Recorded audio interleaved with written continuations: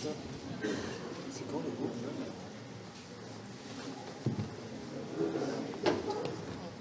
Bonjour à toutes et à tous. On est en live, donc l'heure a été précise. Et waouh, ça fait plaisir de voir toutes et tous avoir répondu à cette invitation.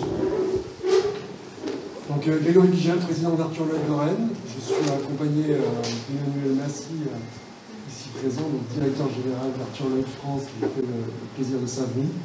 Cette conférence est co-organisée entre Arthur Lloyd Lorraine et Arthur Lloyd France. Nous avons choisi d'organiser la conférence Friche immobilière, quel usage et création de valeur pour la ville de demain, dans ce lieu chargé d'histoire, l'ancienne Société Générale, qui illustre parfaitement le sujet de la conférence. Nous vous ferons profiter après le débat d'une visite de la salle de coffre, qui sera suivie aussi d'un cocktail déjeunatoire à l'étage. Arthur Lloyd, c'est le premier réseau national de conseil en immobilier d'entreprise en France. Le premier par son nombre d'implantations avec plus de 70 agences sur le territoire français.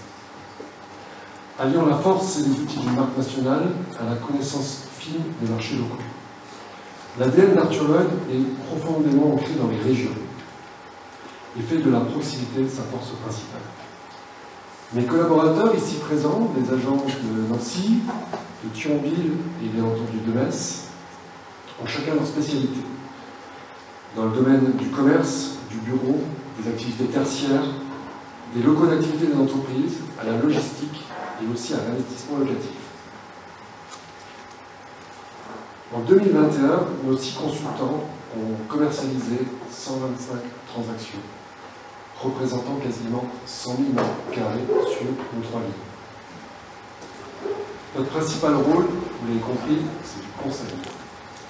Nous aurons le plaisir de débattre avec nos invités sur la nature et les caractéristiques d'une friche immobilière ainsi que des usages et des créations de valeur, mais qui mieux que nos équipes commerciales, connectées en permanence au marché, aux demandes et usages qui évoluent si rapidement, peuvent conseiller les acteurs du renouvellement urbain sur la destination et la programmation du devenir des friches. Vous ici, les élus, les agences économiques, les propriétaires fonciers, les architectes, les aménageurs, les promoteurs, les enseignes, les sociologues, les écologistes, bref, les acteurs de l'immobilier de demain, pour qu'une requalification soit un succès, intégrez nos conseils en amont de vos réflexions. Arthur Lloyd, c'est aussi un service études et recherches qui a mis en place depuis 5 années un outil remarquable pour nos clients, investisseurs et collectivités. Il s'agit du baromètre d'attractivité des métropoles, pour lequel je laisse la parole à Sévan Torosian pour vous le présenter. C'est là.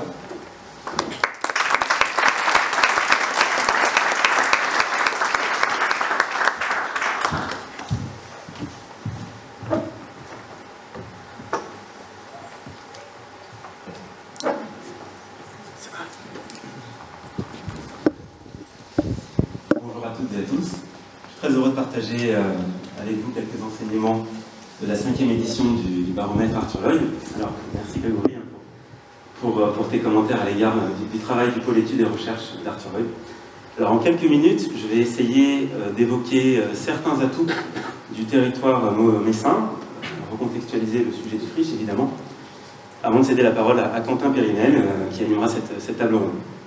Alors, qu'est-ce que le baromètre Arthur Lloyd? Grégory vient d'en parler. Le baromètre, c'est un outil de mesure de l'attractivité et du dynamisme des territoires. L'attractivité, c'est évidemment une notion très large. Et donc, nous avons mis au point un indice d'attractivité basé sur l'analyse croisée de 75 indicateurs statistiques qui sont regroupés dans les 4 grandes thématiques que vous voyez ici. Alors, on ne va pas rentrer dans le détail, je vous rassure. Première thématique, les performances économiques des territoires.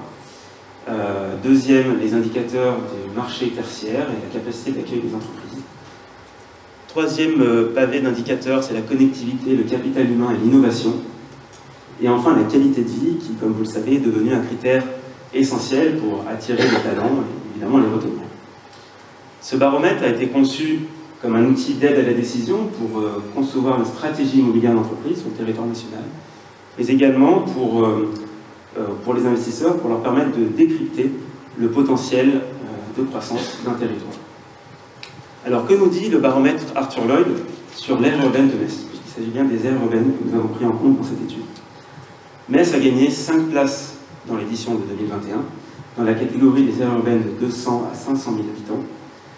Quand on combine les 75 indicateurs statistiques qui sont ici, Metz atteint la 10e place, devant des territoires comme Orléans ou Caen, derrière des villes comme, des territoires comme Dijon ou Angers.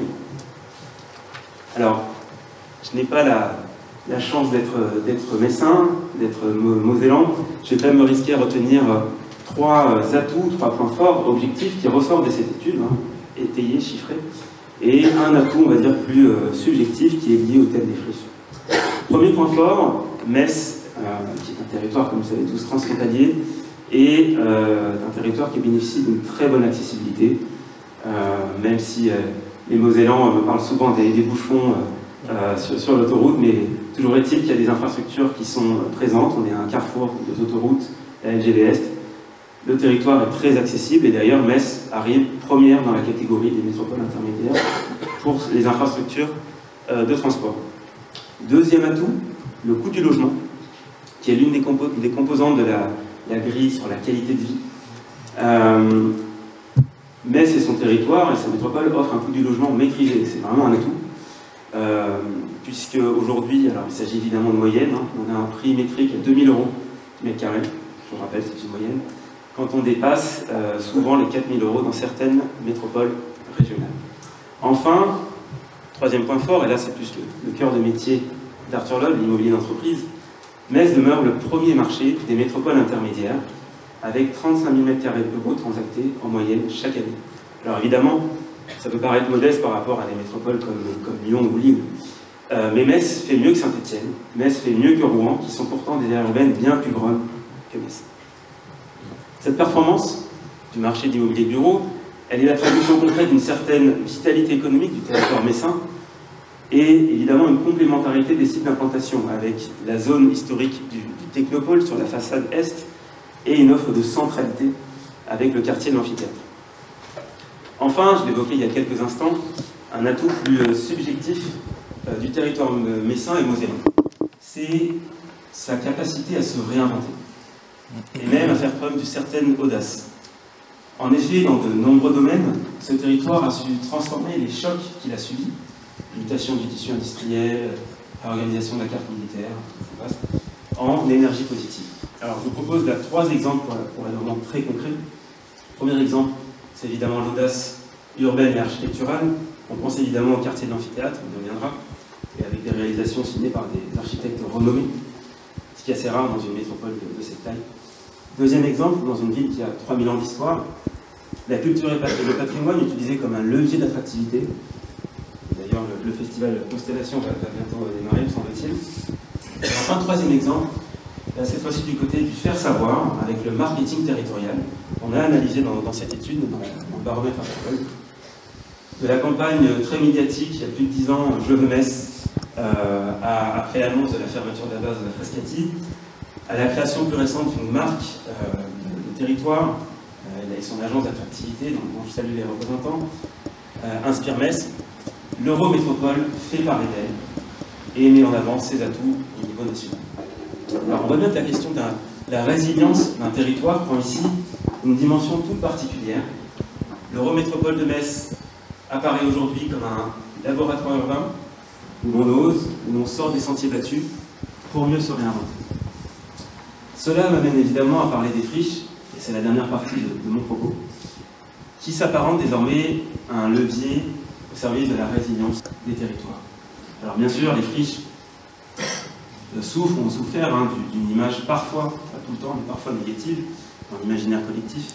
Plus de 20 ans après la loi SRU, Solidarité et Renouvellement Urbain, le législateur a récemment fait un choix fort entre d'un côté l'étalon urbain, de l'autre la ville compacte.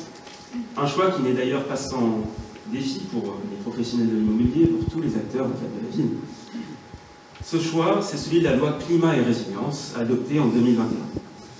Alors cette loi fixe désormais un cap ambitieux, divisé par 2 en France, le rythme de consommation foncière d'espaces naturels, d'espaces agricoles, dès 2031, pour arriver à un objectif de zéro artificialisation nette des sols en 2050.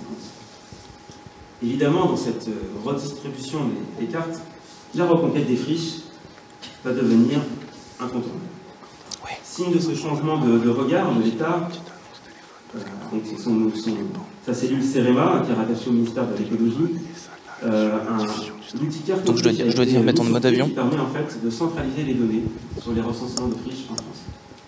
Donc aujourd'hui, le CEREMA recense 7200 friches en France, un gisement foncier évidemment très hétérogène, qui représenterait, selon les estimations, environ 100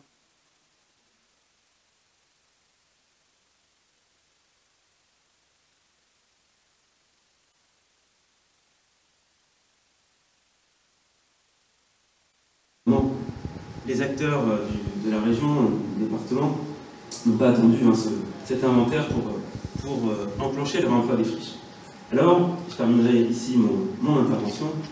À l'heure actuelle, où l'on parle pêle-mêle de planification écologique, de reconquête industrielle, de redynamisation des centres urbains, aussi de pénurie de logements et d'offres immobilières parfois inadaptées pour les besoins des entreprises, ou encore de préservation de la biodiversité, la question que l'on pourrait se poser est la suivante. Quelle place peuvent avoir les friches dans la construction de la ville de demain? Et surtout, comment passer à la vitesse supérieure dans le recyclage urbain, ici en Moselle et plus largement en France? Alors pour répondre à toutes ces questions, je propose donc d'ouvrir le débat. Je vais laisser la parole à Quentin Périnel, journaliste et chroniqueur de talent au Figaro, qui va animer cette table ronde. Aujourd'hui, il va vous présenter donc le panel des professionnels et experts qui ont accepté notre invitation et je remercie chaleureusement. Merci à tous.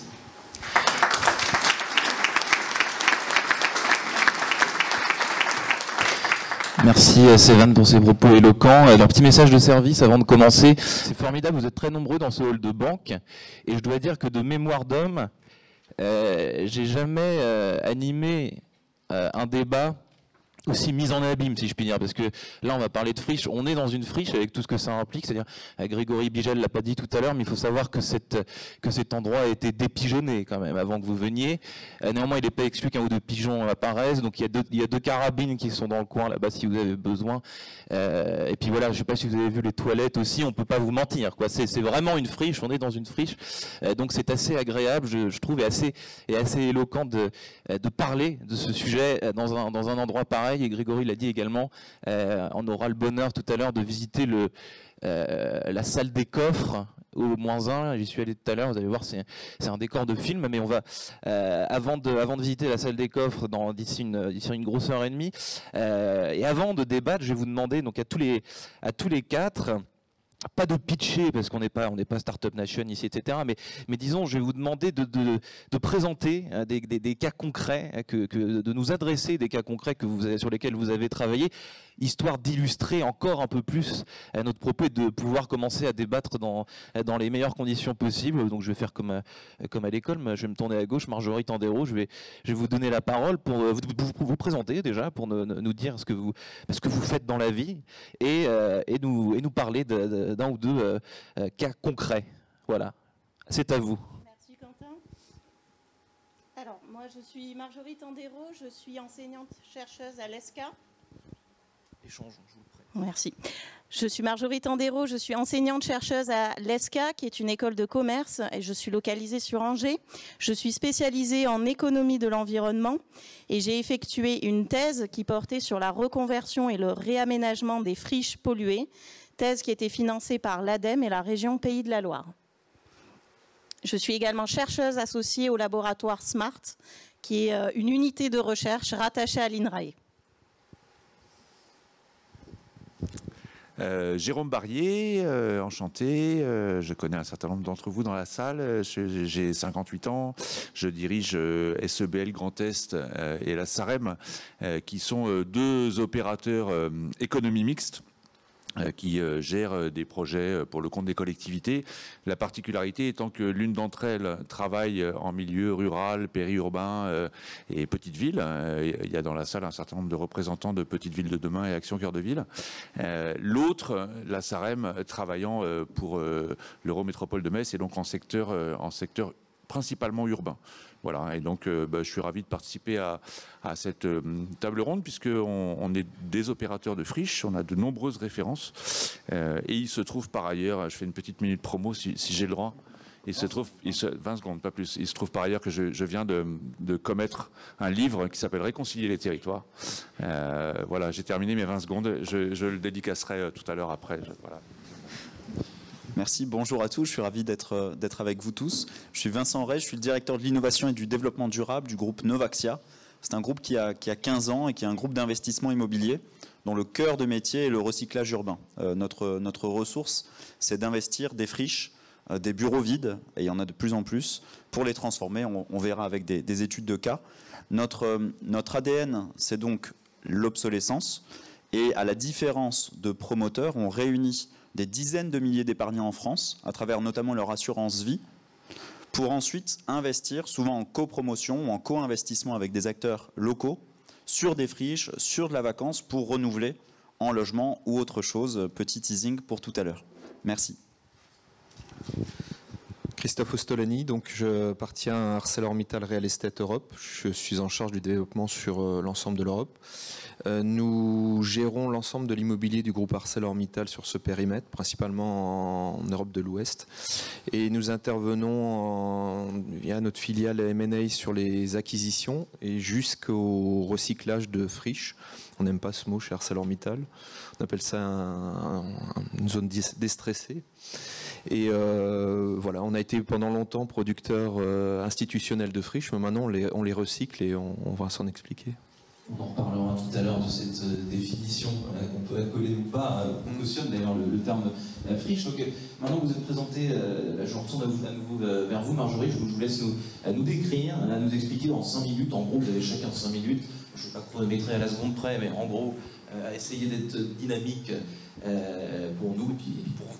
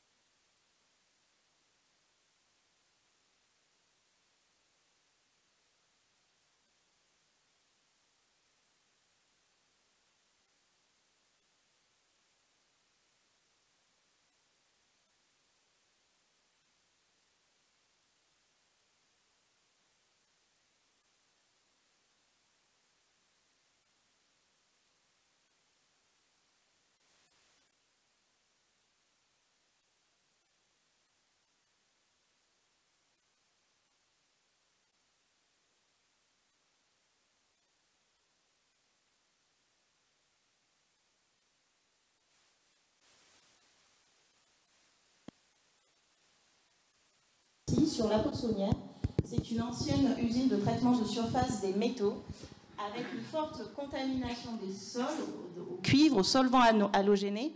Par conséquent, il n'y a pas de possibilité de forage, pas de réutilisation du sol ou du sous-sol. Les élus locaux sont très, très inquiets et très incertains quant à l'avenir du site, ce qui suscite également du coup le mécontentement des riverains parce que le site était laissé à l'abandon avec une végétalisation qui était perçue de façon négative. Et cela nous a amené à travailler donc sur la mise en place d'une démarche participative associant les élus, les riverains, les membres d'une association de l'environnement et également les anciens salariés pour voir qu'est-ce qui pourrait advenir de ce site. Merci Marjorie. Jérôme Barrier, c'est à vous. Alors, conformément à ce que je disais tout à l'heure, je vais présenter une opération urbaine et une opération périurbaine. L'opération périurbaine, d'abord, j'ai 5 minutes, c'est ça? Oui, absolument. Pas plus. Bon, je vais essayer, c'est promis. L'opération périurbaine, il s'agit d'un lieu qui s'appelle l'Espace K à Toul, qui est, je ne sais pas si on voit les projections, oui voilà, c'est une ancienne usine Kléber. Alors il se trouve que c'est quelque chose à quoi on est très attaché à SEBL Grand Est, puisque quand Kléber est venu s'installer en 1968, nous étions déjà l'opérateur de la ville de Toul pour l'implantation de ce site. Et puis en 2008, donc 40 ans après, l'usine a fermé avec 800 personnes sur le carreau. Une des nombreuses histoires de fermeture de sites industriels dont la presse nationale s'était fait l'écho.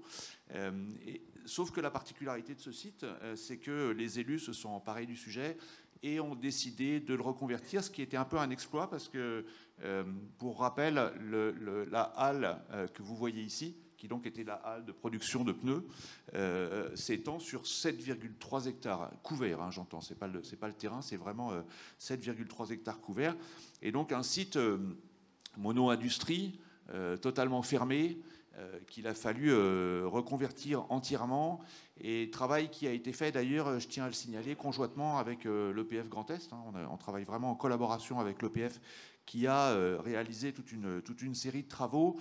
Je vous la fais courte, l'histoire est belle puisque aujourd'hui on a commercialisé la totalité des espaces construits et 85% des espaces à construire, parce que vous voyez que sur toute cette partie-là, il y a des terrains qui sont en vente.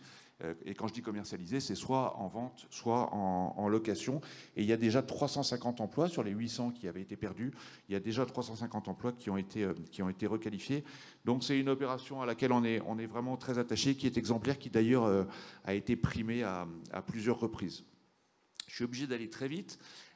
Deuxième opération, le quartier de l'amphithéâtre. Alors en termes de surface, c'est à peu près la même chose, hein, 30 hectares à Toul, 38 hectares à Metz, sauf que là on est vraiment dans un environnement urbain. C'est une ancienne friche de la SNCF. Alors les anciens Messins, dont je ne fais pas partie, ont bien connu cet endroit à l'époque où c'était un actif comme un peu gare de triage de la SNCF. Donc pollution.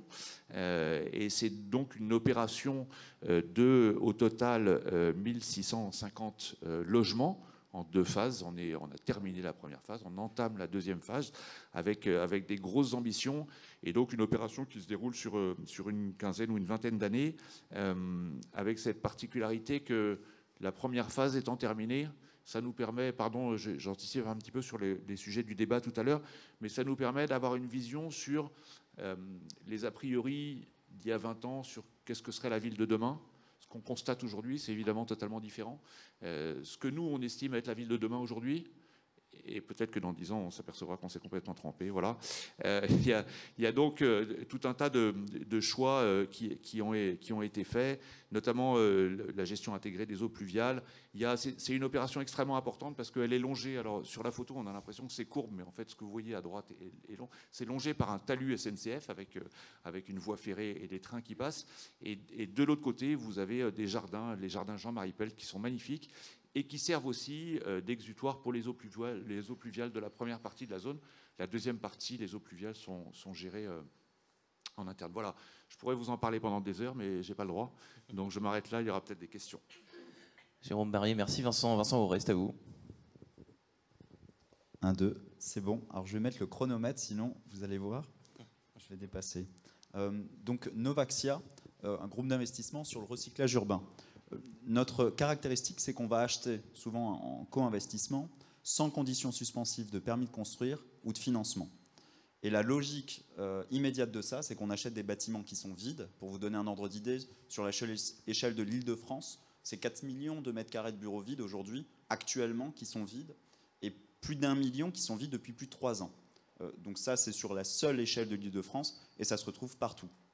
On achète donc du vide, de l'obsolète, partout en France. Et la première chose, c'est qu'on va se retrouver donc avec une ressource qu'on va mettre systématiquement à disposition d'acteurs de l'urbanisme transitoire ou d'occupation temporaire. On a créé une équipe dédiée et on a désormais un tiers-lieu, un laboratoire d'innovation sociale qui se lance tous les mois en France avec des artistes, avec des associations humanitaires, avec des fois des acteurs du territoire public, parapublic, qui innovent parce qu'ils n'ont pas de loyer. On leur met à disposition gratuitement ces locaux lorsque ça se passe, et on a un impact réel, puisque l'année dernière, en 12 mois, 130 000 personnes sont passées par ces bâtiments, qui sinon, encore une fois, auraient été vides. Donc mon premier propos, c'est qu'on peut avoir une approche à impact social immédiate avec des friches industrielles dans le cadre de notre stratégie. C'est pour nos investisseurs, qui sont nos clients, des particuliers, encore une fois, des dizaines de milliers de particuliers,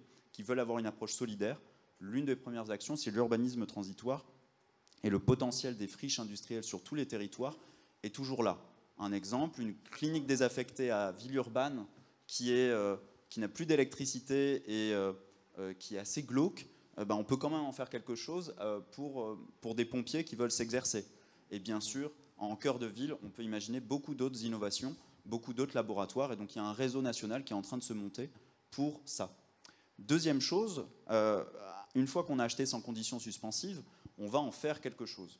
Notre première piste d'action, c'est ma deuxième étude de cas, slide suivant, c'est de transformer des bureaux vides en logements.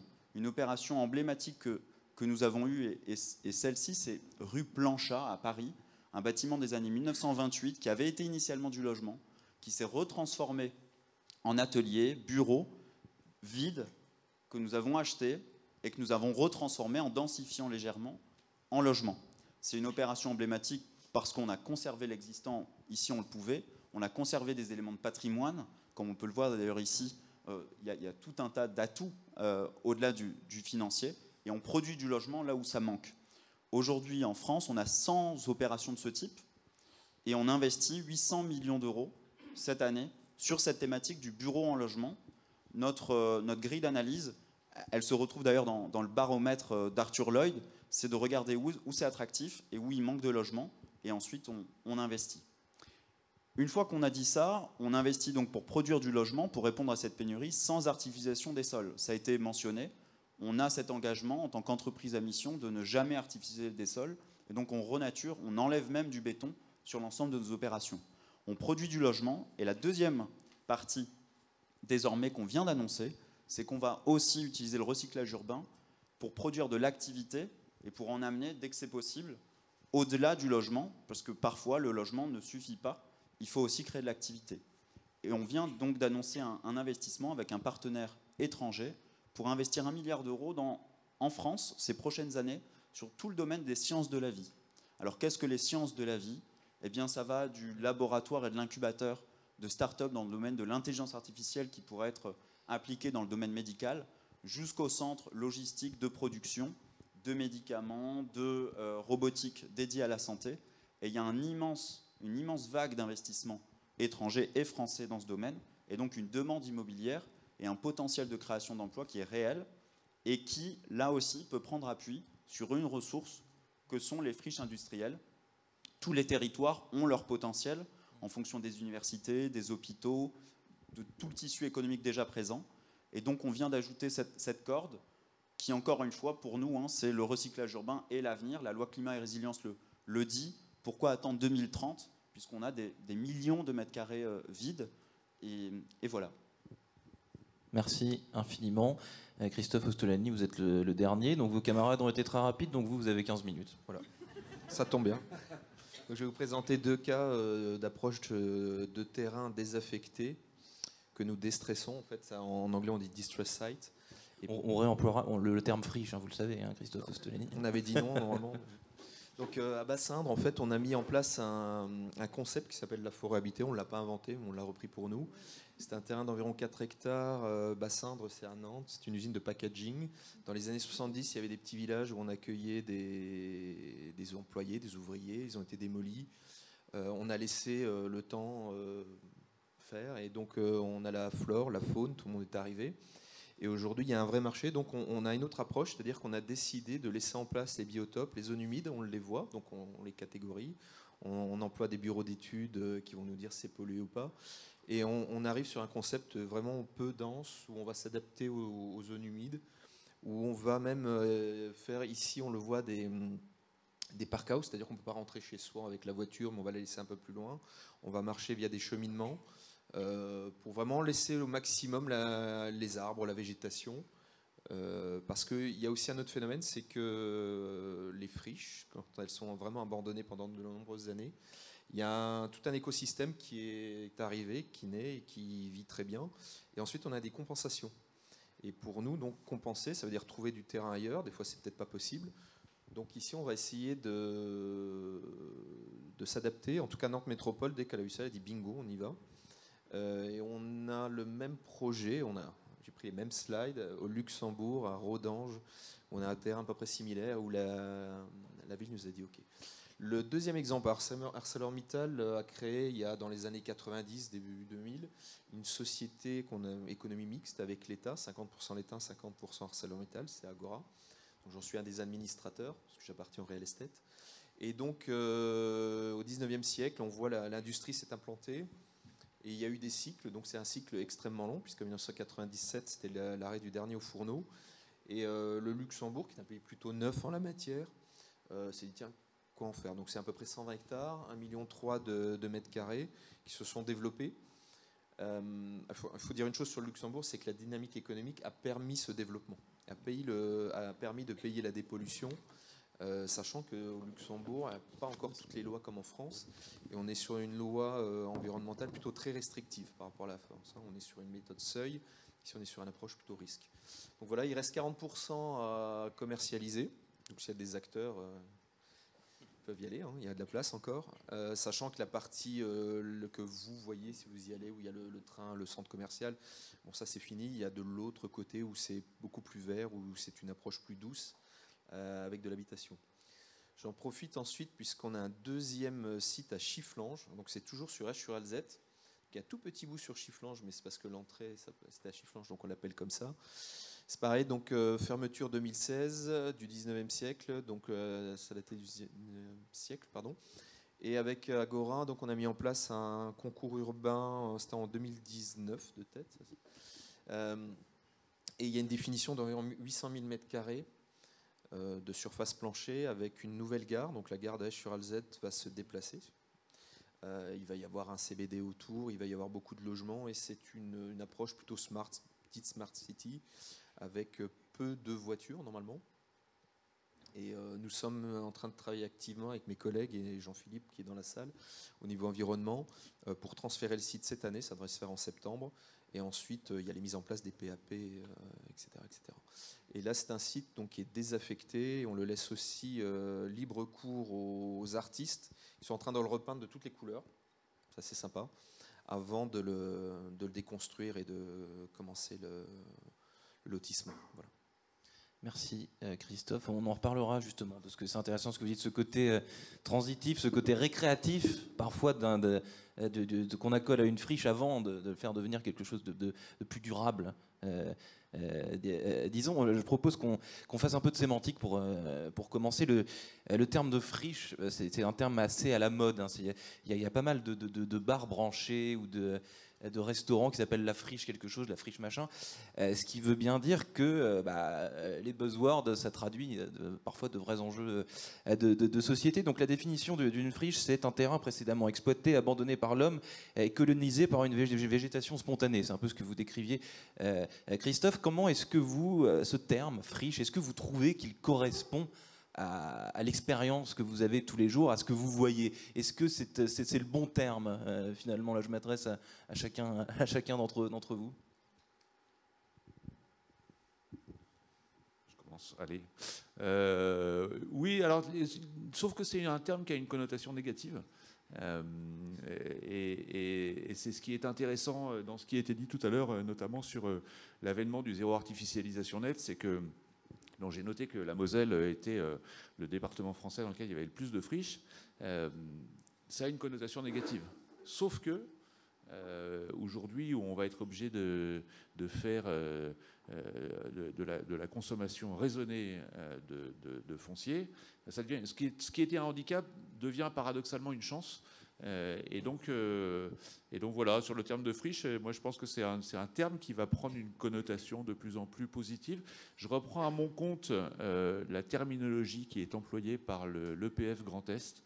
Il parle de terrain ayant une histoire, et c'est intéressant parce que c'est souvent le cas, et souvent, on le voit bien ici, bien sûr, dans la friche, je ne crois pas qu'on en ait parlé jusqu'à maintenant, mais il y a un élément historique et un élément qui participe à l'histoire du territoire, y compris pour les gens qui habitent là et qui ont vécu quand il s'agit, comme on le décrivait tout à l'heure, d'une usine qui a fermé. Voilà, ça fait vraiment partie de l'histoire et du traumatisme local, et donc c'est important d'en tenir compte. Et le socle historique, on en tient toujours compte. À chaque fois qu'une friche est réinventée, qu'elle a des nouvelles utilités, des nouvelles aspirations, ce socle historique, cette histoire est toujours pris en compte. Il a toujours une présence au milieu du nouveau lieu.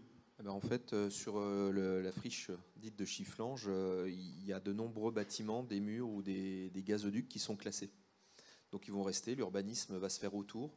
Et on a vu le mot de Stadtfabrik, c'est-à-dire qu'on certains éléments vont rester en place pour construire à l'intérieur les modules de construction, enfin des immeubles. Donc on garde tout le temps les bâtiments dits soufflantes, sont gardés, les bureaux qui étaient à l'entrée, un peu sympa du début du XXe siècle, et quelques petits rappels avec on range les vélos, enfin des choses comme ça, quoi. Marjorie Tandero, Vincent Roy, vous voulez... Oui, pour compléter, le nom même qui est donné à la friche reflète très souvent l'histoire du site, son passé. On va parler par exemple de la friche de la Belle de Mai, qui est depuis reconvertie en lieu culturel. On va parler de l'ancienne friche de la Sapémo, en référence par exemple au nom de l'entreprise qui était présente. Et pour les riverains qui sont sur le territoire, ce sont des éléments qui sont très importants. Pour avoir échangé avec notamment les anciens salariés d'une usine, pour eux, c'est un élément à prendre en compte si le site est réaménagé. Et c'était les premiers à montrer directement sur une carte qu'à tel endroit, ils y avaient leur bureau et que ça, ils ne voulaient pas que ce soit démoli.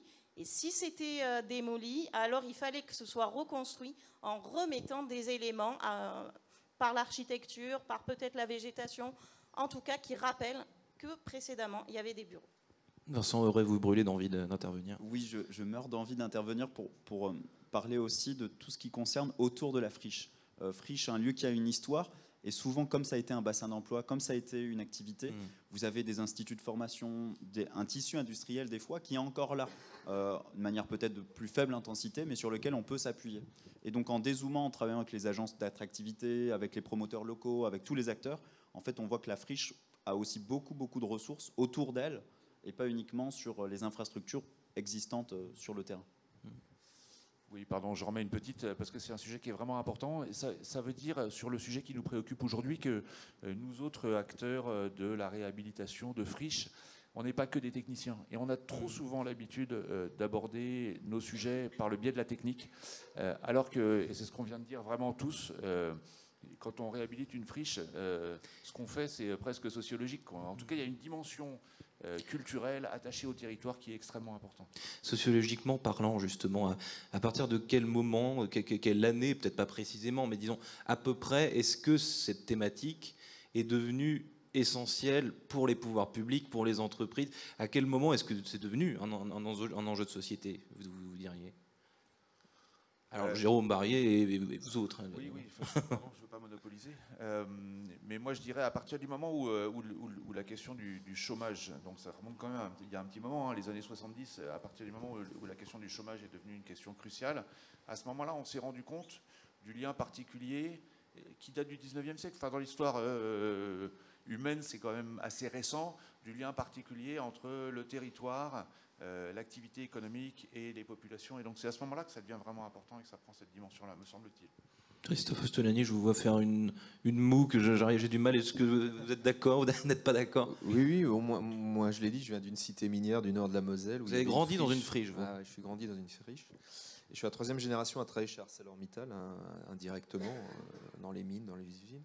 Donc oui, quand on habite un quartier, que l'élément pour lequel toute la famille est venue d'un autre pays ou travailler là et que cet élément disparaît, il reste toujours des choses. Donc c'est bien de les garder parce que ça fait, il y a une trace, une mémoire. Donc c'est pour ça qu'on garde des éléments, mais on ne garde pas tout non plus pour faire un musée, parce qu'on est confronté actuellement à... En fait, on redécouvre les friches. Vous avez raison, hein, ça fait depuis, si on va à Pompéi, si on voyage un peu de par le monde, on n'a rien inventé ici. Ouais. On a toujours la ville sur la ville, c'était les Romains, hein, donc ça date.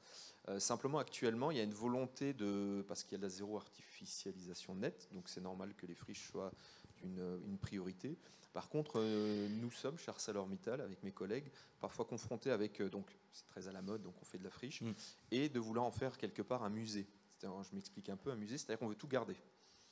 Et aujourd'hui, les bâtiments ne sont peut-être plus adaptés aux besoins. Donc là, il y a beaucoup de commercialisateurs qui peuvent en parler. Et on ne peut pas non plus tout reconvertir.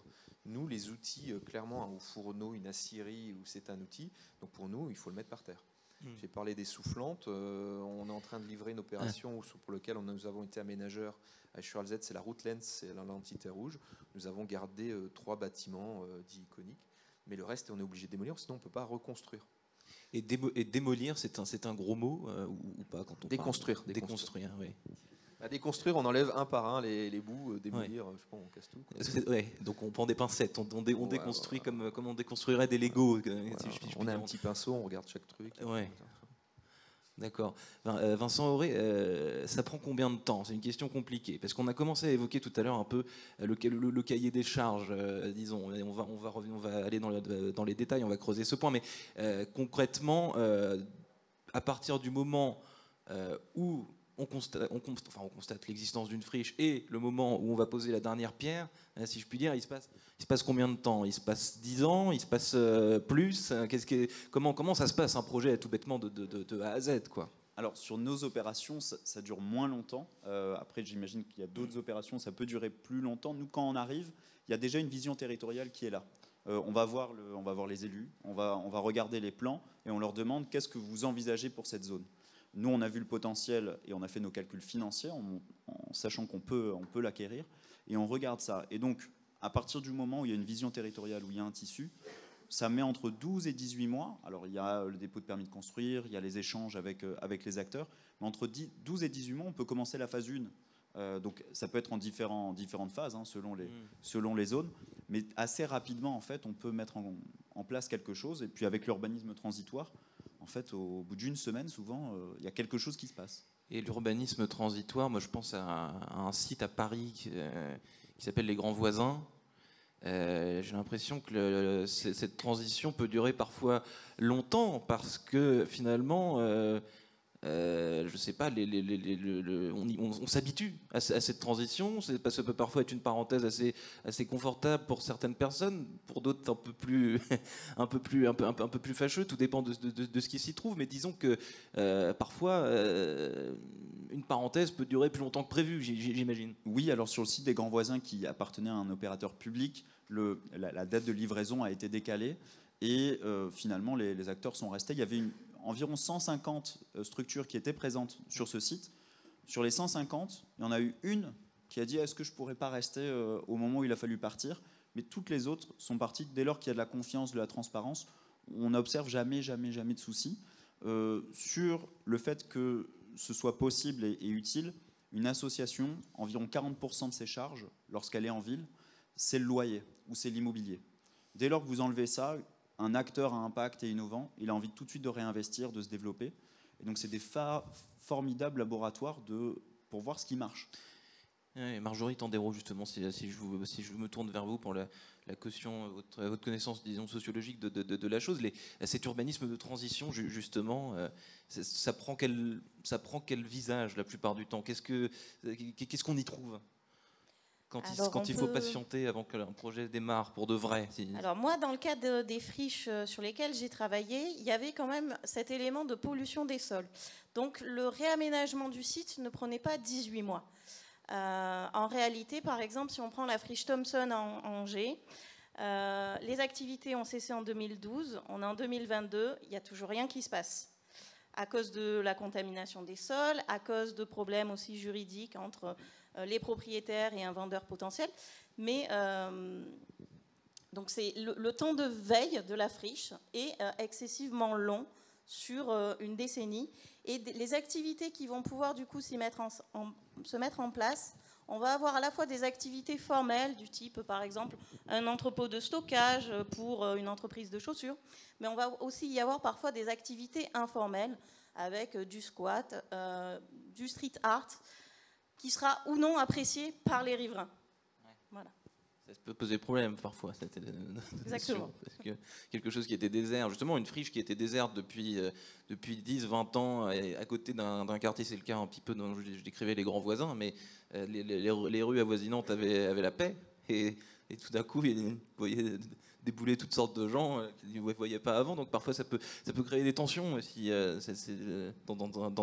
chez les riverains. Et puis aussi le fait que, même si le site est mis en sécurité et officiellement interdit d'accès, le fait qu'il y ait des visiteurs ou des explorateurs urbains qui y aillent, ne sont pas pour autant, même s'ils sont expérimentés pour certains, à l'abri d'un risque d'accident. Et quand cela se produit, ça devient encore plus un double traumatisme. À la fois, il y a le désastre de la friche, ce traumatisme-là, et on ajoute aussi un traumatisme en termes de pertes humaines, ce qui peut arriver sur certaines communes. Alors en quoi notre société actuelle, là, je pense à l'économie, du digital, à Amazon, des choses comme ça, en quoi est-ce que ces nouveaux géants de l'économie et nos nouveaux modes de consommation peut encourager la construction et la reconstruction de certains édifices, de certaines friches bien existantes, parce que on voit ça, il y a des besoins énormes d'entrepôts, justement Amazon et d'autres sociétés. Il y a un lien entre le nouveau mode de consommation et tous ces espaces, toutes ces friches, ces 7200 friches, je crois, de mémoire qui sont sur le sol français. À Fos-sur-Mer, nous accueillons beaucoup de logistique, puisque surtout après Covid, on a vu des terrains qui avant Covid n'étaient pas peu demandés, où il y avait on pouvait trouver des acteurs très locaux. Il y a eu un impact Covid sur les friches aussi, sur la façon dont... Sur leur prix, il y a une pression intense dessus. Et donc on a vendu 2 fois 40 hectares. Alors le site de Fos-sur-Mer fait 1600 hectares, donc on avait un peu de place. Donc on a fait 2 fois 40 hectares à des logisticiens qui nous ont acheté sans aucune condition suspensive, sont venus, on dit bingo, on prend, parce qu'il y a une bataille sur le foncier et qu'il y a une réelle demande. Donc on le voit. Par contre, sur la réhabilitation de nos friches, elles sont plutôt urbaines aujourd'hui. Nos terrains sont plutôt dans les centres, donc il n'y a pas de... On met de la logistique urbaine, le last mile, mais il n'y a pas de centre Amazon de 100 000 m² qui peut se mettre sur les terrains en zone urbaine. Marié ? Oui, la particularité du travail qu'on fait sur les friches, c'est qu'on est confronté sur les friches beaucoup plus que quand on faisait de l'étalement urbain, on est confronté à des problématiques de complexité. En fait, tout est complexe. Voilà, on est dans des sites contraints, il y a de la pollution, on ne peut pas faire ce qu'on veut. Avant, on achetait un champ de la taille dont on avait besoin, on faisait ce qu'on voulait avec. Maintenant, on est sur un site contraint et on y fait ce qu'on peut avec ce qu'on a, avec un environnement lui-même contraint. Voilà. Et parmi les éléments de la complexité, il y a la question du temps. Qui est très compliqué à gérer parce que effectivement on est obligé d'avoir une réflexion sur le temps long, et je disais tout à l'heure à quel point quand on gère une opération qui dure 10 ans, 15 ans, 20 ans, au bout de 10 ans on pense plus la même chose qu'on pensait 10 ans avant, donc il faut être capable de faire des choses qui sont réversibles, il faut être capable dès le début de l'opération d'avoir une vision du temps long. Et en même temps, il ne faut pas traîner sous ce prétexte-là. En même temps, il faut aller vite, parce qu'on n'a pas de temps à perdre. Sur l'opération qu'on appelle Espace-K, alors Espace-K, ça s'appelle Espace-K à cause de Kléber, c'est une référence historique. Sur l'opération Espace-K, encore une fois, ça a fermé en 2008. Nous, on est devenu concessionnaire en 2014. Voilà, aujourd'hui, il y a déjà 350 emplois qui ont été reconstitués sur le site.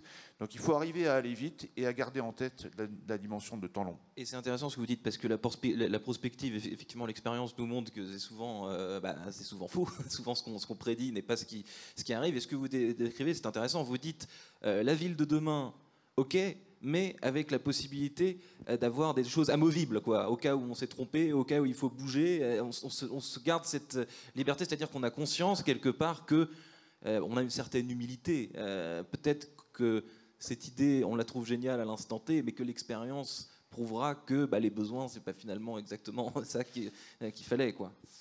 Oui, tout à fait. Il y a deux choses qui me semblent vraiment importantes quand on parle de la ville de demain. La première, c'est que quand on pose la question de la ville de demain, on s'attend toujours à une réponse technique. C'est-à-dire, on s'attend à dire, ah bah oui, demain, avec les nouvelles technologies, les murs vont parler, les voix vont parler, on va avoir de la data, on va avoir plein d'éléments. Et certes, c'est important. Mais en même temps, il ne faut pas oublier qu'il y a des invariants, quoi. C'est-à-dire que, par exemple, quand on parle de zones d'habitation, les gens qui habitent dans les zones d'habitation, ou qui vont habiter dans les zones d'habitation qu'on conçoit aujourd'hui, certes, il va y avoir du progrès technologique, mais il va y avoir tout un tas de choses qui existent déjà aujourd'hui. Les gens, ils vont se lever le matin, ils vont prendre leur petit déjeuner, ils vont aller au boulot. Et il faut penser à ça. Il faut penser aussi à la dimension de qu'est-ce que les gens auront, de quoi les gens auront envie demain quand ils habiteront dans les choses auxquelles on commence à réfléchir aujourd'hui. Donc ça, c'est vraiment, il me semble un élément important. C'est pour ça qu'il faut concevoir des choses qui sont réversibles parce qu'on peut se tromper. Et que l'imaginaire qu'on a aujourd'hui de la ville de demain n'est pas le même que l'imaginaire qu'on avait il y a 10 ans, il y a 20 ans. En réfléchissant à cette conférence le week-end dernier, pardon de cette petite anecdote, mais j'étais en Normandie et dans un vieux grenier, j'ai retrouvé le numéro de Paris Match de L'Homme sur la Lune, 69, été 69. Et à la fin, je l'ai là, mais je ne peux pas vous le montrer parce que c'est pas très visuel, mais à la fin de ce numéro de Paris Match, il y a une illustration qui montre le voyage de noces de l'an 2000. Alors donc ça se passe dans l'espace, c'est d'ailleurs pas très sympa pour les jeunes mariés parce qu'ils ont des casques, il y a un hublot avec un chien, enfin... Et en 69, on imaginait que le voyage... On imaginait sérieusement, c'était pas des gens qui rigolaient, quoi. C'est dans Paris Match, la dernière page, ça prend de la place. On imaginait que le voyage de noces, ce serait ça. Et c'était pas du tout ça. Et donc, voilà, ça rend humble. Je reprends votre expression de tout à l'heure. Il faut qu'on ait une approche humble de ce qu'on est en train de faire, parce que ce qu'on pense aujourd'hui, c'est pas forcément ce qu'on pensera dans 5 ans et dans 10 ans.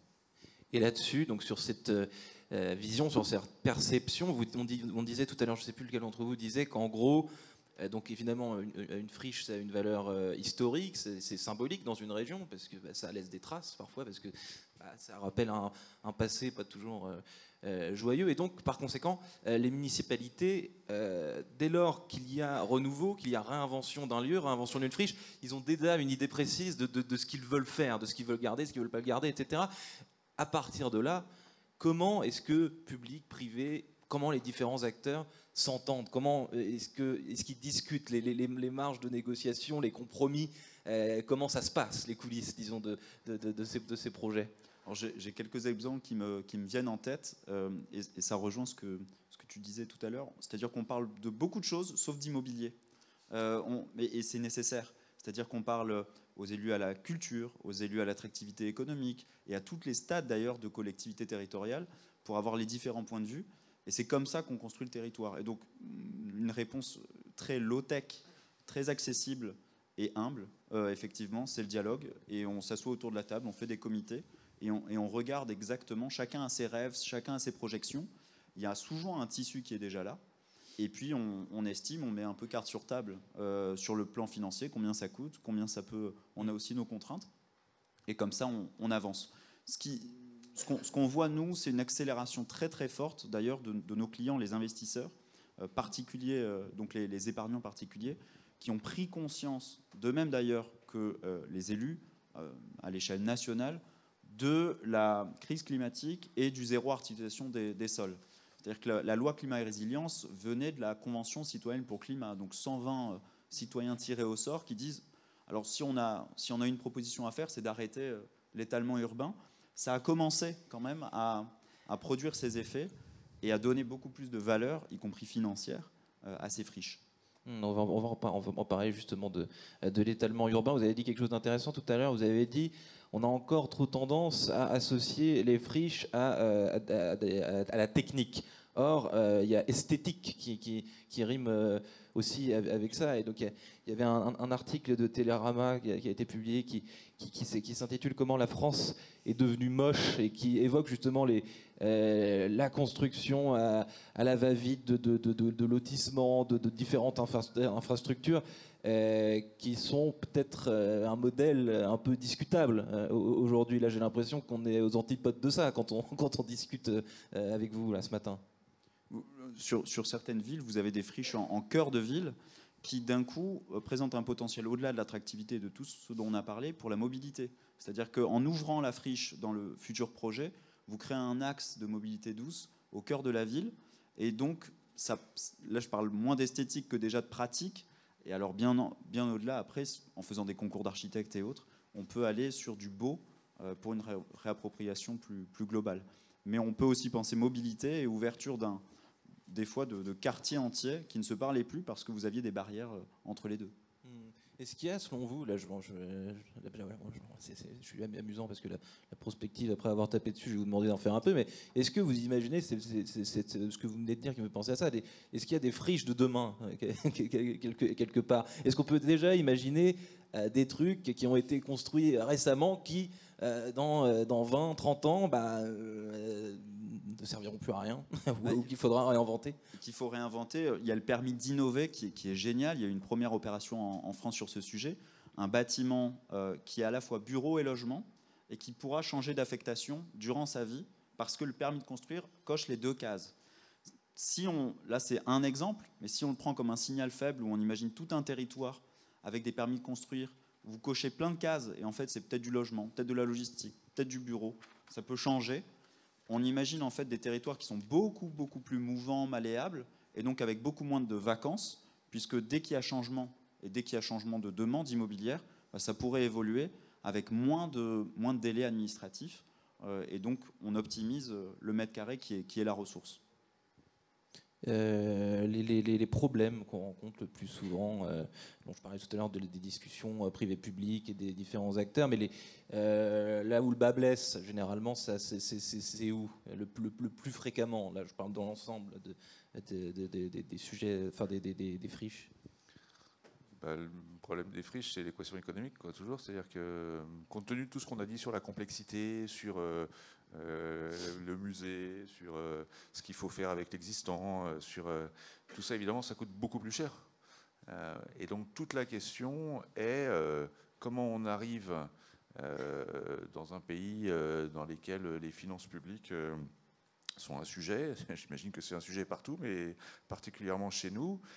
Comment est-ce qu'on arrive à concilier cette contrainte de l'équation économique avec ce qu'on fait? Et évidemment, une friche en plein cœur d'une ville avec de l'argent n'est pas la même chose qu'une friche dans une petite commune de 3000 habitants qui n'a pas les moyens de... Mais en fait, on parlait de la France moche tout à l'heure. Alors, on pourrait en parler pendant 2 heures de la France moche, mais une des raisons de l'étalement urbain, c'est que ça coûte moins cher. Oui. Une des raisons de l'étalement urbain, c'est que ça coûte moins cher. Voilà, c'est plus simple. Donc c'est vraiment l'histoire des 20 dernières années. Construire plus, mais construire moche, quoi. Oui. Ouais, en tout cas, on détruit les paysages. Il y a un autre élément dans le moche, auquel moi je suis très attaché, c'est l'absence de lien avec le territoire précisément. C'est-à-dire que on fait des zones commerciales, par exemple. Et la zone commerciale qu'on fait à Metz, c'est la même zone commerciale qu'on fait à Aix-en-Provence ou à Toulouse. Et dans le long terme, c'est dommage. On a fait ça sans réfléchir, et enfin, j'imagine, et quel dommage, parce qu'on passe à côté de quelque chose, et on s'en rend bien compte aujourd'hui. Et donc, d'où l'importance de réfléchir dès le début, mais ça rentre dans les mœurs, de réfléchir dès le début à qu'est-ce qu'on va faire quand ce qu'on est en train de faire ne servira plus à rien. Marjorie Tandéro, donc la France moche, on arrête, hein, c'est terminé. On va faire un peu de cocorico. Est-ce qu'on peut faire un peu de cocorico? Est-ce qu'on peut dire quand on regarde ce qui se passe chez nos voisins européens, ce qui se passe dans différents pays, est-ce qu'on peut dire que nous, Français, nous sommes visionnaires et que nos projets ont de l'avenir et du sens quand on se compare à ce qui se fait à côté? Alors, visionnaire, je ne sais pas. En fait, ce dont on n'a pas parlé, c'est que déjà, on n'a pas de définition de la friche, juridiquement, en tout cas en France. Et donc, si on s'amuse à faire des comparaisons avec ce qui peut se faire en Allemagne, en Italie ou même aux États-Unis, on n'est déjà plus du tout sur le même type de site, en réalité. Par exemple, aux États-Unis, la friche, ça peut être beaucoup plus important en termes d'hectares, en termes d'activités passées. Ça peut regrouper parfois même un quartier entier de ville, ce qui est quand même beaucoup plus rarement le cas en France. Donc pour moi, la comparaison n'a pas pas beaucoup de sens de ce point de vue-là. À des villes comme Détroit, par exemple, ou des choses comme ça, où il y a effectivement des rues et des quartiers totalement vides, quoi. C'est ça. Des lotissements. Et puis, on est aussi sur des... Même si on prend au niveau européen, on va avoir des disparités de réglementation sur ce qu'on peut faire ou ce qu'on ne peut pas faire. Et ça change tout. Sachant qu'au niveau européen, on n'a toujours pas de directive cadre, par exemple, sur les sols. Et encore moins, du coup, sur les sols pollués. Vous avez dit un gros mot, vous avez dit réglementation. Qui veut parler des réglementations? Sur la réglementation au Luxembourg, puisque j'ai présenté 2 sites, le site de Chifflange va être un projet pilote pour préfigurer une loi qui sera plus sur l'approche risque et pas seuil, puisque sur une opération, l'entité rouge, on a dû, comme c'est seuil, on a dû enlever 200 000 tonnes sur 10 hectares de matière, enfin de cailloux, on va appeler ça comme ça. Ici, on sera sur une approche risque, donc ce sera beaucoup plus simple. Parce que ça coûte extrêmement cher et sans dynamique économique, ce qui était dit, on ne peut pas redévelopper les sites. Au Luxembourg, par exemple, on a des densités de 1,5 sur 10 hectares, on fait 150 000 ou 170 000 mètres carrés de surface plancher. On ne les fait pas tout à fait de l'autre côté de la frontière. On a des opérations en Pologne, à Varsovie, ou même dans une capitale, on est sur des facteurs 1, quoi. Mais on agit sur des dépollutions, on aide les promoteurs lorsqu'on les met à disposition, ces terrains, là où il y a une dynamique, parce qu'on a des terrains dont l'activité s'est probablement arrêtée dans les années 50-60 en Auvergne. Bon, c'est très très joli, c'est très vert, quoi, mais il n'y a pas de dynamique. On a essayé, on essaie de trouver des opérateurs, et malheureusement on ne trouve pas. On est prêt à faire de la France moche, c'est pas le problème, mais ça ne marche plus en fait.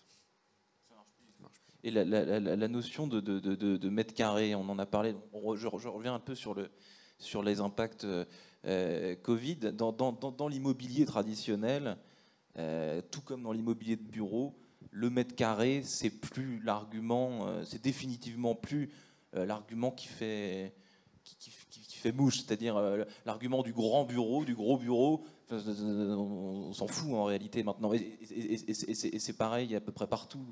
Et ça me permet de faire quand même un petit cocorico aussi pour répondre à ton invitation sur ça, c'est-à-dire la considération du mètre carré en immobilier. Si j'élargis à d'autres secteurs économiques, on était sur l'économie linéaire où on produisait, et donc en immobilier il y avait plus d'étalement urbain, effectivement une production de masse sans prendre en compte les stocks existants.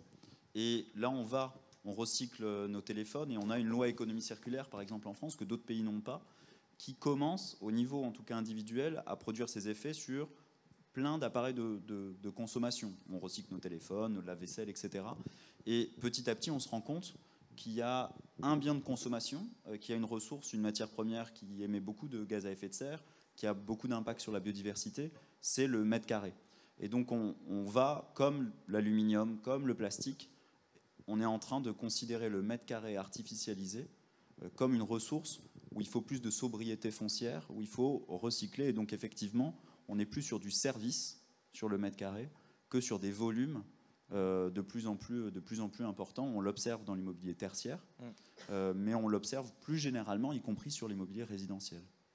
Et on est aussi passé très rapidement sur un sujet, tout à l'heure c'est vous Jérôme qui en parliez, le sujet de la Smart City, et donc la ville de demain. Et quand vous avez évoqué la Smart City, j'ai vu Christophe Stenadi là-bas qui a eu un petit rictus, je dirais pas dédaigneux, mais en tout cas, disons, vous émettiez quelques doutes, j'ai l'impression, ou alors remettre un peu en cause cette idée de Smart City, de rendre tout intelligent, peut-être que quand c'est pas toujours nécessaire. Non, j'ai retenu que les portes parlaient, tout ça. C'est pour ça que ça m'a fait plutôt rigoler. Non, mais sur d'autres sites, effectivement, lorsqu'on a les premiers workshops avec les communes, avec des acteurs privés sur la reconversion de la friche, aujourd'hui, ça rentre de plus en plus en compte. Et l'effet Smart City, c'est, je pense, dans la sidérurgie, mais c'est la décroissance de la voiture. Il n'y a plus aujourd'hui un site, plus aucun redéveloppement, où une des premières choses qu'on dit, c'est on ne veut plus de voiture. Donc peut-être que ça passera par là, où l'iPhone appellera un Uber sans personne dedans, et on n'aura plus de voiture et on partira. Mais Mais les voitures sont totalement bannies des nouveaux projets de... Encore plus dans la région et au Luxembourg, à Chifflanche, puisque bientôt il faudra des hélicoptères pour pouvoir se rendre aux heures de pointe. Quoi que vous habitiez en France ou au Luxembourg, aujourd'hui, on a du mal à circuler. Donc pour faire prendre les transports en commun, je pense qu'il y a des barrières qui sont créées par le législateur, enfin localement les PLU ou les PAG, pour réduire la voiture. C'est comme ça que je le ressens en tout cas. Ah oui, pardon, petit bémol. En fait, je montrais tout à l'heure la slide de la ZAC de l'amphithéâtre. Quand la ZAC de l'amphithéâtre a été conçue au départ, les élus avaient vraiment une vision de la ville sans voiture. Donc il y a longtemps, hein, il y a 10-15 ans. Et donc aujourd'hui, il y a quand même des problèmes de parking énormes sur cette opération. Alors, on est en train d'anticiper la gestion de ce problème sur la deuxième partie de la ZAC de l'amphithéâtre et puis sur les franges, parce qu'il y a un souci à gérer, il y a un vrai souci aujourd'hui de parking. Et donc voilà, moi je suis pardon, je dis toujours un peu la même chose, hein, mais c'est vrai que je suis très très méfiant sur les phénomènes de mode, quoi. Alors les phénomènes de mode, ils n'arrivent pas au même moment, aux mêmes endroits, quoi. Ça dépend, mais voilà, donc pas de voiture, ouais, super. Ben, enfin, il y en a encore pas mal sur les routes, hein. Il y a là, on a le gasoil à 2,12 €. Sur les routes, il y a plein de monde. Mais quand je vous écoute, j'ai l'impression que c'est Anne Hidalgo qui mène tous les projets de réhabilitation de friches, zéro voiture, y compris partout en France. C'est quand même étonnant. Donc Marjorie Tandéro, vous avez dit que la comparaison avec les différents pays européens et différents pays du monde n'était pas franchement significatif parce que c'est pas les mêmes friches partout. Donc on va rester sur notre territoire français. Donc on l'a dit en préambule, la Moselle, enfin cette région est très riche en matière de friches. Est-ce qu'on peut parler des disparités géographiques en France? Dans quelle région il y a beaucoup de friches, d'autres dans lesquelles il y en a moins? Est-ce qu'on peut cartographier de façon assez simple la présence de friches en France? Alors, on peut cartographier la présence de friches, mais après, tout va dépendre de la définition qu'on met derrière. Moi, dans ma cartographie, en reprenant les données d'une base de données qui s'appelait Basol, qui depuis est sur Géorisque, on est sur des friches polluées, avec des hydrocarbures, des solvants, etc. Et donc, la région qui sortait numéro 1, c'était Rhône-Alpes. L'Alsace-Lorraine ressortait, mais n'était pas forcément en première position. Par contre, en termes de disparité géographique, chaque région va avoir effectivement certaines spécificités. L'Alsace-Lorraine va être associée au terril minier, par exemple, aux anciennes casernes. Au niveau de la région de Marseille, on peut avoir certaines friches portuaires. À Angers, on va avoir plutôt des friches liées aux ardoisières, puisqu'on avait parlé des différents sites industriels. Donc effectivement, il va y avoir chacun sa petite spécificité locale qui fait partie de l'identité du territoire. Et donc spécificité aussi en termes de construction, d'infrastructures, d'espaces préexistants, ce qui implique d'ailleurs, j'imagine que quand une friche existe, et ben de fait, parce qu'elle existe, elle éradique totalement certaines possibilités de transformation. J'imagine qu'en fonction de la taille des murs, du sol, et il y a des friches qui sont très difficilement réexploitables, ou alors uniquement réexploitables. Elles peuvent avoir qu'un seul visage finalement. Sur un site que nous avons à Montataire, nous avons cessé une activité, et donc il y a une dalle, elle est toujours en place, elle fait entre 2 et 3 mètres. Donc on a eu des approches de logisticiens pour nous dire vous nous enlevez tout ça, puis on vous achètera. Donc on a retrouvé des sociétés type Brownfield qui ont réussi à réutiliser cette dalle, puisque l'usine date de 1792 ou 13. Donc il y a eu des successions d'activités. Et donc ils ont reconstruit sur les dalles. Aujourd'hui, il y a des bureaux d'études et il y a une usine aujourd'hui de traverse de chemin de fer en béton qui a repris cette dalle et qui a reconstruit au-dessus. Ouais. Pour réutiliser et puis pour être un petit peu plus en CO2 reduction, pour baisser aussi toujours de tout démolir, de tout reconstruire pour maîtriser ce qu'on disait tout à l'heure sur l'économie circulaire. Merci pour ce propos. Jérôme Barré, vous voulez ajouter un... Juste sur ce sujet-là, un petit exemple concret qui est à Metz. On est en train de réfléchir à la reconstruction d'une friche qui est une caserne de pompiers. Certains d'entre vous savent de quoi je parle, sur laquelle il y a une tour d'habitation qui est assez haute. Et dans un premier temps, on s'était dit, on va la démolir. Voilà, elle a eu son temps. En plus, la déconstruire. Mais ça aurait été une déconstruction un peu brutale. Et en plus, il y a des opinions esthétiques divergentes sur cette tour d'habitation. Et puis en fait, on s'est rendu compte que, compte tenu des contraintes urbaines aujourd'hui, si on déconstruisait, on n'allait pas pouvoir reconstruire aussi haut, et par conséquent ça posait un problème de bilan, et que l'équation économique paradoxalement était, enfin en tout cas au contraire de ce qu'on avait pensé dans un premier temps, l'équation économique était plus favorable si on préservait la tour d'habitation, quitte à la réhabiliter, et c'est vers cette direction-là qu'on se dirige actuellement, plutôt que de simplement démolir pour reconstruire, quoi. Voilà, donc sur chaque site, il y a une réponse qui peut être différente d'un site à l'autre en fonction de l'environnement local. Et justement, on a parlé de pas mal d'exemples, mais on a parlé de la nature qui reprend ses droits, etc., de friches. Là, on va évoquer votre exemple, Christophe Ostolani, à côté de Nantes, mais on n'a pas évoqué la friche urbaine de centre-ville, si je puis dire, la zone commerciale, la friche qui est au milieu de la vie urbaine, c'est pas les animaux et la nature. Qu'est-ce qu'elle a de spécifique, cette friche urbaine au milieu de tout le monde? Alors, elle présente plein de caractéristiques financières intéressantes, pourvu qu'on ait beaucoup de fonds propres. C'est-à-dire que, pourquoi aussi l'étalement urbain s'est développé? Ça demandait moins de fonds propres à l'achat. Donc concrètement, en fait, ça demande beaucoup de fonds, et en caractéristique, elle est idéalement située des transports. Elle est beaucoup plus convoitée. Elle est plus convoitée, pourvu qu'on ait ce montant de fonds propres plus élevé qu'une opération classique d'étalement urbain où on peut produire du logement, mais effectivement elle est plus convoitée, et elle devient encore plus intéressante si vous liez plusieurs friches urbaines entre elles pour faire des aménagements urbains. Ouais. Oui. Oh, pardon. Donc, ce que tu dis renvoie en fait à une classification qui est utilisée, en tout cas en économie, des friches, avec le modèle des friches qui sont dans la catégorie A, qui est le modèle des friches en centre-ville, à proximité des infrastructures de transport, et pour lesquelles, s'il y a une pollution des sols, elle est tout à fait gérable. Et à l'inverse, on va avoir les friches de la catégorie dite C, le modèle est très simple, ABC. Les friches de la catégorie C sont souvent des friches, parfois situées sur des communes rurales, avec une pollution des sols, sur des communes sur lesquelles on observe un déclin démographique.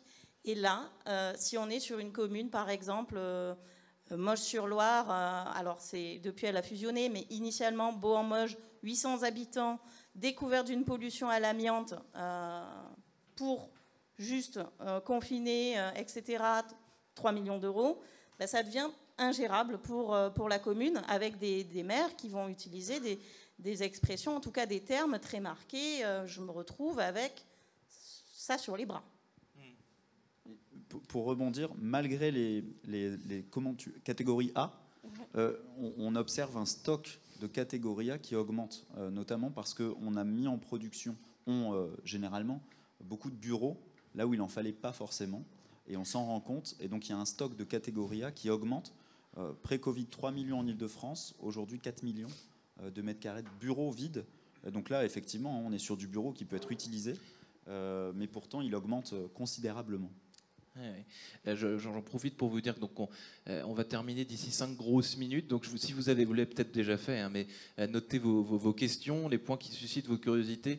D'ici 5 minutes, vous pourrez challenger notre panel qui, vous l'avez vu, est très compétent et répondra donc avec joie, j'imagine, à vos interrogations. Pour terminer, justement, je vais vous poser à chacun la même question, ce qui va vous permettre de faire soit un coup de gueule, soit l'inverse. Pour vous, je vais commencer par vous, Christophe, quel est le pire écueil, la pire chose à faire aujourd'hui en matière de friche?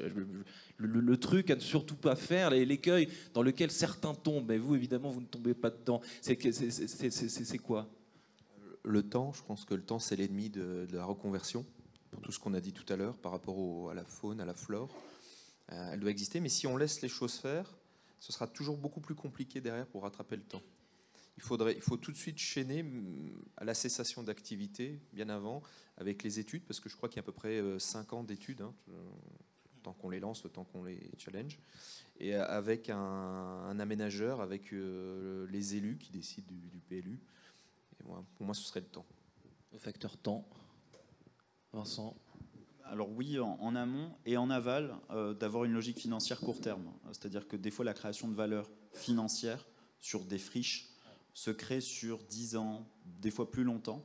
Et donc une logique financière très court terme d'achat, dépollution, revente peut être intéressante pour certains acteurs spécialisés, mais en immobilier, pour penser que ce sera une vente à la découpe, comme on verrait dans le résidentiel, des fois c'est des temps d'amortissement beaucoup plus longs. Et donc le temps en amont et puis le temps en aval aussi. Il faut être un investisseur plutôt long terme et rester sur le territoire pour retrouver ces petits. Avant de vous demander, Jérôme, vous parlez du temps, vous parlez d'argent, parfois la valeur, souvent j'imagine, là on a assez peu évoqué cette question, mais la valeur d'une friche, c'est un bien comme un autre. C'est-à-dire qu'une friche peut prendre de la valeur année après année, et à l'inverse, les prix peuvent aussi baisser. Comment est-ce qu'on appréhende justement la valeur d'une friche? Comment est-ce qu'il oscille le prix? Et qu'est-ce qui va faire qu'une friche va prendre de la valeur ou à l'inverse en perdre? Pour nous, c'est l'usage qu'on peut en faire. Et la localisation. Si vous avez un usage résidentiel avec peu de pollution placé dans une capitale, il y a une valeur énorme. À l'inverse, dans une zone rurale où il y a un déclin démographique, où il y a un étalement, il y a peu de valeur. Effectivement, au-delà d'ailleurs de la friche, typiquement le baromètre l'illustre très bien. C'est-à-dire qu'il y a plein de paramètres, plein de dynamiques qui permettent de projeter de la valeur. Et au-delà de ça, vous avez aussi les PLU et tous les autres plans qui sont élaborés, qui permettent de voir aussi où les investissements vont être faits et où les dynamiques observées à l'heure actuelle vont être encore plus orientées. Jérôme Barrier, qui veut réconcilier les territoires, pour vous, le pire écueil dans cet univers? Je ne vais pas vous surprendre. Le pire écueil, pour moi, c'est la table rase, quoi. C'est-à-dire, pas seulement pas la démolition. J'ai bien entendu ce qu'a dit Christophe tout à l'heure sur le risque muséographique. Il ne faut évidemment pas tomber là-dedans, mais quand je dis table rase, c'est déconnecter la construction, en tout cas le projet, ce qu'on va faire, du territoire lui-même. Voilà, c'est très important qu'il y ait un lien entre le territoire où on est et ce qu'on bâtit dessus. Voilà, ça me paraît important. Je termine par vous, Marjorie. Oui. Alors, pour ce que j'avais pu enquêter auprès des opérateurs fonciers et des aménageurs, le temps et le problème de faire coïncider l'agenda électoral avec finalement le temps de la friche, ainsi que les lourdeurs et la lenteur des procédures administratives étaient, on va dire, les deux principaux écueils de la reconversion des friches. Et ce qui se produit aussi, à mon sens, c'est finalement une surévaluation des coûts, notamment des coûts de dépollution, et à l'inverse, une sous-évaluation, en tout cas au collectif, des bénéfices potentiels de la friche en l'état, et puis éventuellement de la friche après reconversion. Et on a parlé notamment du coup de faire table rase. Effectivement, faire table rase, ce n'est pas forcément une très bonne idée si à côté des valeurs on a les valeurs donc d'usage, mais on a les valeurs de non-usage.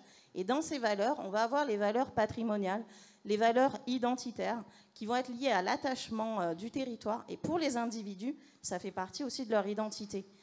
Et donc, c'est vraiment à prendre en compte. Cet aspect aussi, du coup, comportemental, finalement, qu'on peut avoir sur les friches. Le temps, l'argent, l'identité, les lourdeurs administratives, l'électoralisme. Nous sommes bien en France, messieurs, dames. Est-ce que bon, on va terminer sur là-dessus, et je vais vous laisser poser vos questions aux personnes de votre choix. Avant d'aller, je veux des questions, ça c'est nécessaire, sinon vous serez privé de visite de salle des coffres. Du coup, si quelqu'un a l'élégance de quelqu'un derrière le poteau, je vois pas. Monsieur ?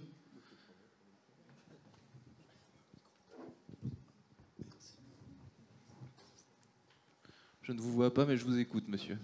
Merci. Charlie Lalo, directeur général de l'EURHUP, l'agence de développement économique Nancy-Sud-Lorraine. Alors, une question spécifique sur ce que vous appelez notamment les catégories C, donc les friches rurales, on va dire complexes. On voit que justement, en termes d'équilibrage financier, on peut avoir des sujets qui sont quasi impossibles. Une friche qui va être très complexe parce que de lourds investissements, un prix de sortie qui de toute façon ne sera pas suffisant pour équilibrer. Alors on voit d'autres modèles, d'où la question pour les professionnels notamment du conseil, en contexte de ZAN, c'est qu'il y a certaines expérimentations qui se font, notamment des carriers, comme Vika ou autres, qui en utilisant des lits de sol avec du calcaire peuvent renaturer justement des zones, des friches assez complexes et développer une activité avec des taux de retour pour de l'exploitation agricole, même sur sol pollué, qui permettent d'avoir une utilisation assez forte. Et alors la question pour la pousser en termes de prospective, est-ce que vous avez réfléchi à finalement proposer des packs où vous dites, bon, telle zone d'activité, je ne peux pas l'utiliser. Par contre, il va y avoir telle zone agricole, aujourd'hui en zone agricole, mais qui a un taux de sortie au niveau de la puissance agricole de production qui n'est pas suffisante. Moi, je vous propose de renaturer justement la friche qui ne peut pas être reconstruite. Donc, je la renature avec un produit, avec un investissement, et vous m'autorisez à exploiter justement la zone agricole pour faire une construction. Alors la question, elle est prospective parce qu'on sent qu'elle est en train de sortir et on voit des possibles équilibrages financiers qui seraient plus intéressants avec une renaturation de zones compliquées en milieu rural et exploitation du zone qui serait plus proche d'axes routiers que de s'évertuer à essayer de requalifier la zone en tant que telle avec un équilibrage qui ne serait pas de bonne qualité. Alors voilà, les expérimentations sont peu connues. Je voulais savoir si vous aviez une réflexion sur ce sujet-là. Est-ce que, monsieur, alors je ne vous vois pas, mais est-ce que votre question s'adresse à une personne en particulier ou à tous les quatre? À la fois, tiens, je pourrais la poser à Jérôme, avec qui on a travaillé sur le site de Toul, mais même pour les autres. Même pour, oui, voilà, de manière générale. Ouais. Bon, alors je vais parler le premier. Merci. Sur le site de Toul précisément, juste pour avoir une idée concrète sur un projet qu'on vient de montrer, de comment fonctionne le budget. On a un budget global de 17 millions d'euros. Et sur ce budget, la participation de la collectivité, donc la participation d'équilibre à l'opération, n'est que, alors c'est quand même 2,8 millions, mais ça n'est que 16% de l'ensemble. Ce qui veut dire que par les cessions, par les subventions, on a réussi à faire en sorte que le déséquilibre, entre guillemets, ne soit que de l'ordre de 2,8 millions, ce qui est supportable pour la collectivité, en l'occurrence l'intercommunalité, compte tenu des aménités et des effets positifs qu'apporte la renaturation de ce site pour l'agglomération de Toul. Deuxième réponse, avant de répondre à votre question, il y a quand même le fonds Friche qui nous aide bien. On l'a pas mal sollicité ces derniers temps sur les opérations qu'on gère et on a obtenu des sommes qui parfois nous ont nous-mêmes surpris. Et qui ont fait qu'on arrive à obtenir des équilibres sur des opérations de friche, alors catégorie C, j'imagine. En tout cas, celles que j'ai en tête sont catégorie C, vraiment non négligeables. Pour répondre un peu plus précisément à votre question, on est vraiment en phase prospective actuellement et on se pose des questions sur la compensation. Je suis sûr que Christophe aura plus de réponses techniques que moi à apporter. On se pose des vraies questions sur les procédures de compensation et puis effectivement arriver à implanter ailleurs. L'expérience qu'on a jusqu'à maintenant, pour en avoir beaucoup discuté avec le directeur de l'EPF Grand Est, encore une fois, qui sont nos partenaires sur ces sujets, à la fois pour des raisons écologiques et politiques, l'administration de l'État n'est pas forcément très favorable. Voilà, j'en sais pas beaucoup plus. On regarde les questions, on se pose la question. Ça pose toujours des questions foncières de toute manière, parce qu'il faut avoir du foncier pour faire de la compensation. Et donc ça reste compliqué. On est en train de réfléchir, mais on est au tout début de la réflexion. Merci, Jérôme. Si quelqu'un souhaite, sinon... Pour rebondir, c'est aussi en réflexion de notre côté. Ça dépendra. On a un prix du carbone, plus ou moins incitatif pour la transition, mais en tout cas, il est là. Est-ce que demain, il y aura un prix à la biodiversité? Ce qu'on observe effectivement, c'est que ça va dépendre des préfectures, des décrets d'application qui sont, des arrêtés qui sont faits. C'est en train de se mettre en place. On est vraiment juste à très court terme post-loi climat et résilience, mais on voit que c'est une demande et on voit que certains projets malheureusement, doivent utiliser de la biodiversité, donc doivent faire de l'étalement urbain, et quel mécanisme de compensation, quel prix on va donner à ça. C'est en train de se caler, mais effectivement, il y a des agences publiques, je pense à la Caisse des dépôts biodiversité, qui sont en train de se renforcer très très sensiblement pour aller sur cette thématique. Merci Vincent. Est-ce qu'il y a une autre question? Là, c'est beaucoup plus facile. Bonjour, Julie Seigneura, journaliste à France Bleu Lorraine, la radio. Pour reparler de l'état des lieux sur Metz et la Moselle, 362 friches. Elles sont où? Est-ce que ce sont des catégories A, B ou C? Est-ce qu'elles sont toutes en l'état de friche ou est-ce qu'il y a déjà beaucoup de projets avancés? Voilà, un état des lieux un peu plus précis sur Metz et la Moselle. Merci.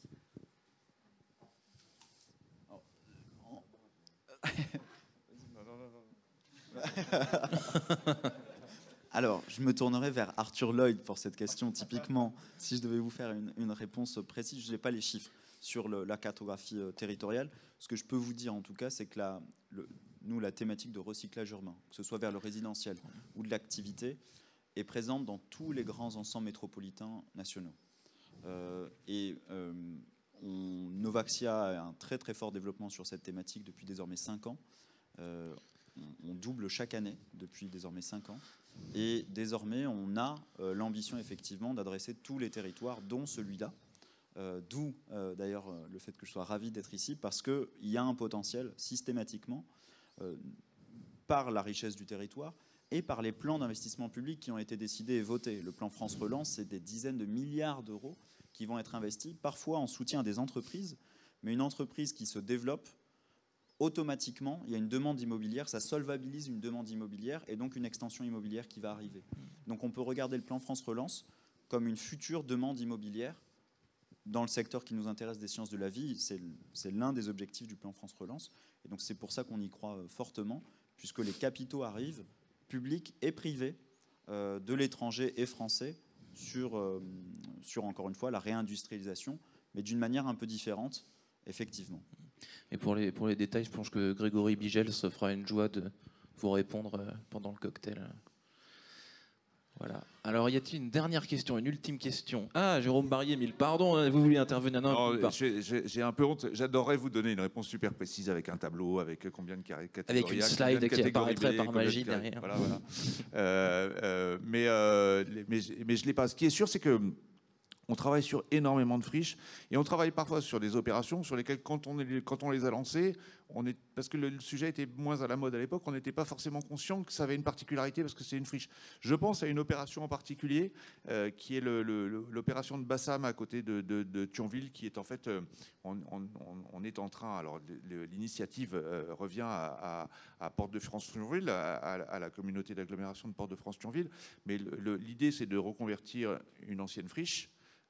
Mais encore une fois, on a conscience depuis peu de temps du caractère particulier lié au fait que c'est une ancienne friche en zone de loisirs, et en zone de loisirs extrêmement ambitieuse, au bord de la Moselle, voilà. Et donc il y a énormément d'équipements publics qui sont réalisés sur cette zone, dont SEBL Grand Est et concessionnaire, plus du logement qui est en train de s'implanter dans cette zone que beaucoup d'entre vous connaissez. Merci, Jérôme. Y a-t-il une ultime question par ici? Oui, bonjour, Éric Dardenne, donc directeur du bureau d'études BT2C. Donc, j'habite sur le site de l'Espace K. On a parlé, au vu de surface en jeu sur les friches industrielles, on n'a pas parlé de photovoltaïque. Est-ce que c'est une réflexion qui est systématique?